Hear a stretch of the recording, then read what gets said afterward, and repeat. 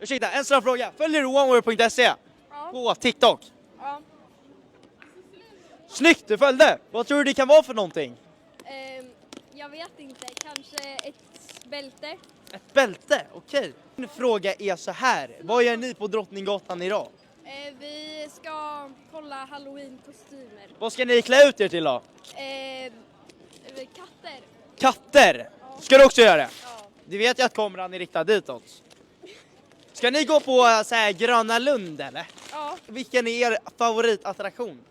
Typ Jetline. Men den är ju avstängd. Ja, jag vet. Men annars typ Monster. Har jag åkt Monster eller? Ja, jag tyckte om Monster. Ja. Vad tror du det kan vara för någonting? Ett bälte. Ja, du gissade rätt första gången också. Men det är ett bälte. Det är våra mockabälten från Oneware. Hur nöjd är du? Jag är jättenöjd. Tack Hur så nöjd? mycket. 1 till 10? 11. 11! Okej. Det här är alltså våra mockabälten. Vi har 3 storlekar, 3 färger. Om ni är intresserade, klicka hem ett sånt bälte så gör ni det på oneware.se.